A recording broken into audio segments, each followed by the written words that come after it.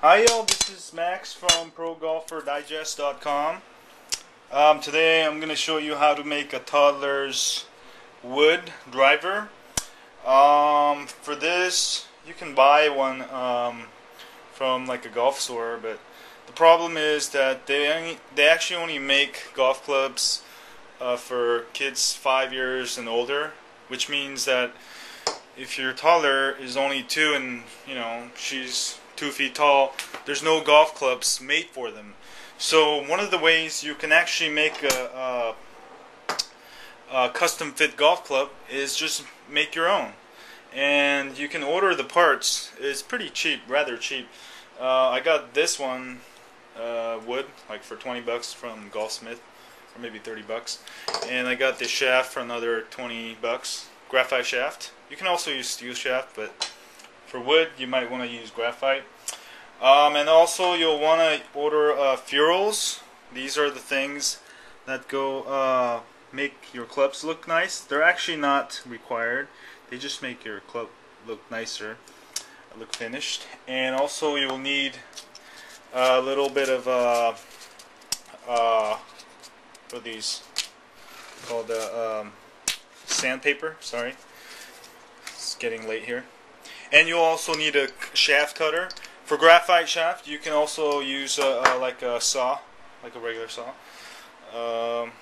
And also you'll need some soap, and you'll need a grip. Sorry, I'm kind of I've left one of the grips over here, I think. Yes, you'll need one of these junior velvet grips, and also you need grip tape. This is a water activated grip tape you can get. These are the ones to use because you can easily use water and soap to put on your grip. And also, I think that's about it. First thing you will want to do is you'll want to find your toddler. For example, I print out a toddler holding a golf club, and just fit the shaft on her, and then just make a mark somewhere where their hand meets and where the club is about 45, maybe 50-degree angle, 49 degrees angle. And then, so I made that mark. I'm making this golf club for my friend's daughter, so I made a mark right there. That's about how long it should be. So let's start this by cutting the shaft. So get your shaft cutter and then align it in this middle section right here, right? So open it all the way up so you can fit it in. So fit it in right at the line, and as you can see, right on the middle part. So I'm going to cut this and then start tightening it using the dial. And I'll have also links where you can buy all this stuff. It's rather cheap, and once you invest in one of these all these tools, then you can use it forever for all your normal clubs too. And then tighten it up a little bit, right? So it's kind of in there a little bit. And then just start rotating it slowly, right? Do about one roll, and then tighten it one turn.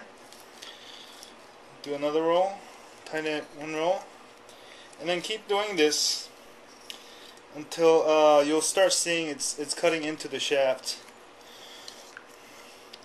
And this is actually the cheap way to do it. You can get like expensive shaft cutters and whatnot, but in this recession you want to save money, and the whole point of making a golf club is that you're going to save money and also make golf clubs for toddlers. They don't sell fitted golf clubs for. So I'm going to keep doing this until it's pretty loose, and I think it's cut all the way now. Oops. There we go. Now start coming off. It doesn't have to be perfect, by the way. So now it came off, and then I'll just dust it off.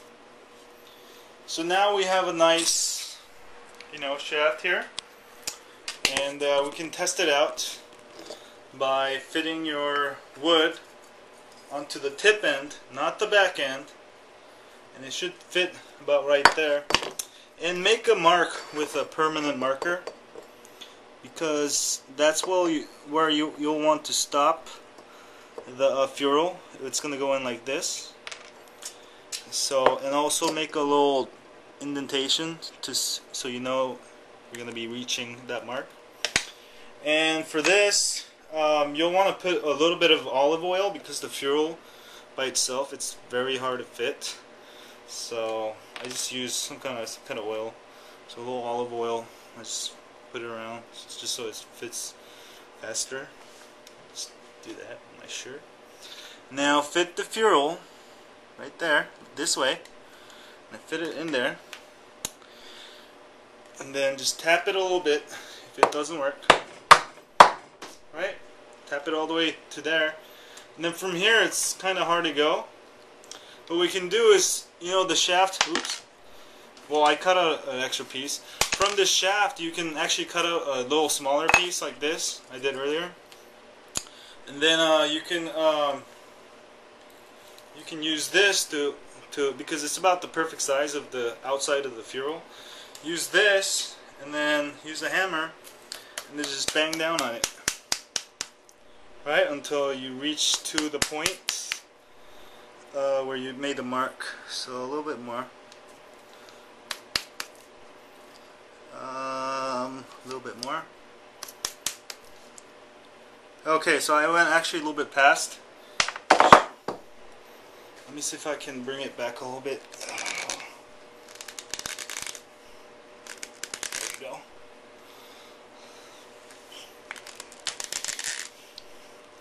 Should be able to bring it back pretty easily. So let me see. That's still a little too long. Actually, what you could probably do is just get it back in this way. Use that shaft, because the graphite against plastic won't be too bad. And just tap it down a little bit until now it starts getting there. Tap it down a little bit on the sides.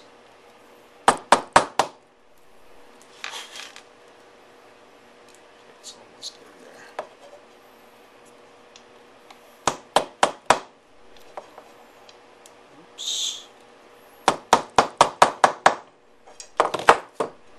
Okay, now I got it back, sorry. The right way to do it is actually get it about where, a little bit in, and then, try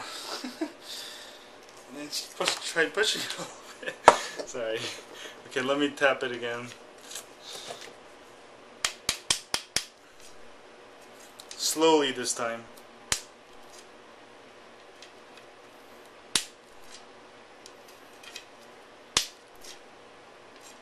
Too far again. Okay, yeah, I'm right there. So once you got it to this point, you can probably just bang it a little bit on the ground until it hits the bottom. Okay, I think I got it perfectly right now. Yes, see the mark? So I got it perfectly right there. Now you'll want to prep up your shaft tip. It's okay if you get all the scratches, because you're going to scratch it out anyways. Scratch it out gently, sideways, and vertically.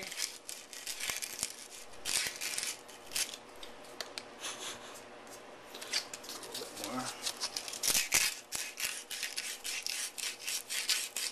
The point is this to make the epoxy stick better, so you don't really have to overdo it or anything.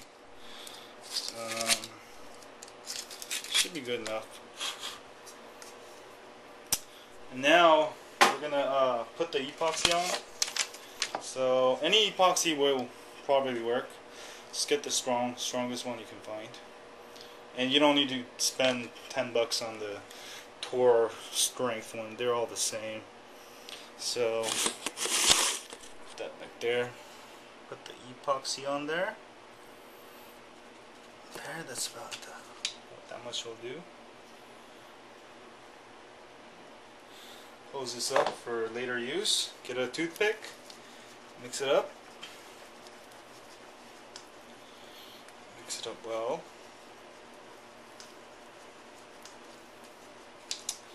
And then what we'll do, here, let me do a close up. We'll do take the epoxy, just stick it on your tip of the shaft. You know? Dip it nicely and evenly everywhere. Just a little thin layer. Doesn't have to be more than that. You know, on the outside too a little bit. And that's it. And then you just fit the club straight in there, right? And then, oops. And then get like a piece of cloth, you know, like the one I ripped off from my shirt. New shirt, and then wipe it up until that epoxy is, the excess epoxy is gone.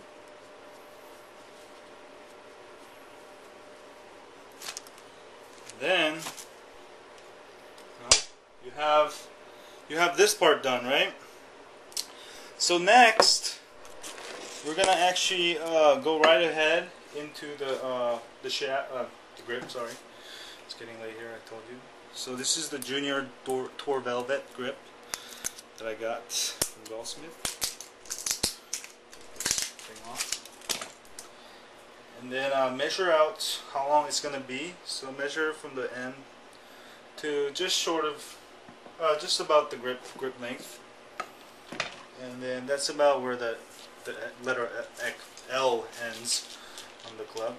So put this over it, cut it at the end,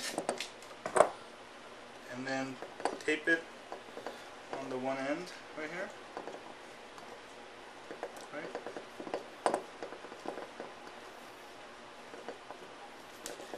And you can actually take off the other side like this, and then wrap up the other side nicely.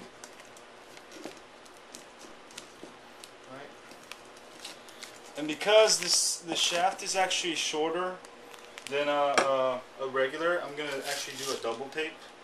So again, actually do a triple. Because you can make your grips a little thicker if you want to. It's actually a great way for adult clubs too. Like Ben Hogan used to double tape finally on there. And what you want to do next is get your grip and get something like a ball marker or a T, and block this hole just by plugging it.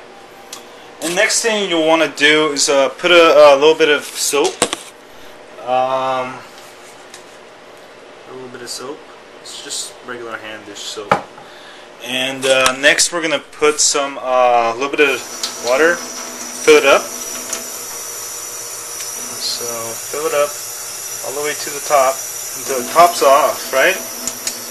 And then we need some soapy water, so just shake it around, you know, shake it. And then after you shake it, you're going to want to dip it on the water activated hand grip tape, or grip tape, like this. And then just simply align the golf pride right onto the front of the golf club, and then just should slide right in. Then slide it all the way in, and then make sure it's aligned correctly, square to the club. The square is the leading edge of the club, the last line, and you align it with the grip. So this one I want to actually go slightly left.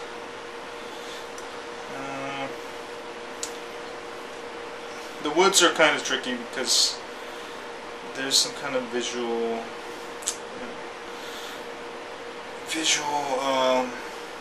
error kind of, but that seems pretty square. And then you can take this end of the ball marker out, and then get another piece of clothing and wipe off the excess fluids, and off my hand too. And you should wait about at least 20 minutes before you even try to move the grip, because you know, back in the day they used to use the solvent. Well, they still do. The professional club makers do, but it's toxic and it's bad for the environment, and that's why I don't use it. But the water activated ones work fine, and it's actually good for aligning your golf club. See how the golf club, it's aligned with the leading edge, and now the golf club is done. You know, it's a very short golf club. Let me show you that way and see how tall I am. Or, you know, well, it's actually a pretty long club. Anyway, let me take a slow swing. Take a slow swing. Boom. So this club is ready to go, and these can be great gifts because, you know, you make it for somebody. And there's a lot of junior clubs out there, but the problem with even for 6-year-olds, the problem is they're not custom fitted. When you custom fit the shaft, they're gonna develop better swings earlier in their life, and as they grow up, you can buy new shafts and make them the new golf clubs. Customizing the golf clubs is actually more than getting a good golf club itself, especially when they're juniors. So that was it. That was how to make golf club using the cheapest parts you can find. Of course, I'm not a club making professional. I'm just sharing you some DIY knowledge I have when I work on my own clubs.